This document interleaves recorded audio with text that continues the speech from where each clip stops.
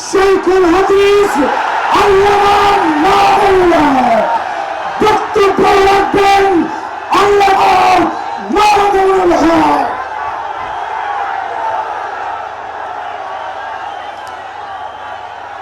আসসালামু আলাইকুম ওয়া রাহমাতুল্লাহ। আলহামদুলিল্লাহি রাব্বিল আলামিন ওয়া সালাতু ওয়া সালামু আলা সাইয়্যিদিল আমবিয়া'i ওয়াল মুরসালিন ওয়া আলা আলিহি ওয়া আসহাবিহি ওয়া মান তাবি'আহুম আজমাইন। আউযু বিল্লাহি মিনাশ শাইতানির রাজীম। বিসমিল্লাহির রাহমানির রহিম। ওয়া লাহুন্না মিসলুল্লাযী আলাইহিন্না বিল মা'রুফ। সাদাকাল্লাহুল আযীম।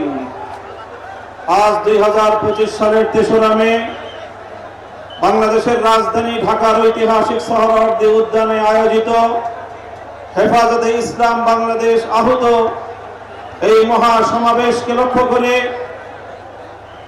আমি সর্বপ্রথম স্মরণ করতে চাই ওই সকল বীর শহীদদেরকে।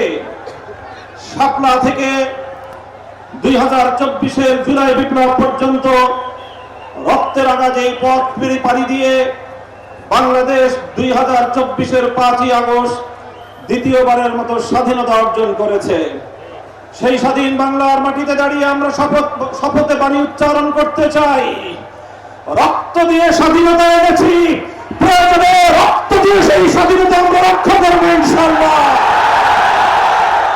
স্বাধীন বাংলার মাটিতে দাঁড়িয়ে আমরা বলতে চাই, নারী সংস্কারের নামে আল্লাহর কোরআনকে, ইসলামকে যে কটাক্ষ করা হয়েছে, ধর্মীয় উত্তরাধিকার বিধান, পারিবারিক বিধানকে নারী পুরুষের মধ্যে বৈষম্যের প্রধান কারণ বলে আখ্যায়িত করে বিতর্কিত নারী বিষয়ক কমিশন এদেশের সংখ্যাগরিষ্ঠ মানুষের ধর্মীয় অনুভূতিতে আঘাত প্রদান করেছে। ধর্মীয় অনুভূতিতে আঘাত প্রদান করবার অপরাধে তাদের বিরুদ্ধে আমরা রাষ্ট্রের শাস্তিমূলক ব্যবস্থা দেখতে চাই।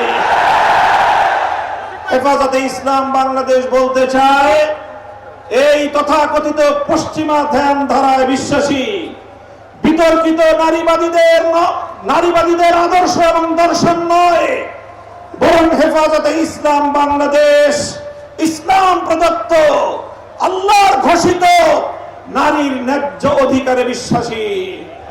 ইনশাআল্লাহ হেফাজতের সংগ্রামী মহাসচিব কর্মসূচি ঘোষণা করবেন। সারা বাংলাদেশ জুড়ে হেফাজতের নেতা কর্মীদেরকে আগামী মাসগুলোতে গোটা বাংলাদেশ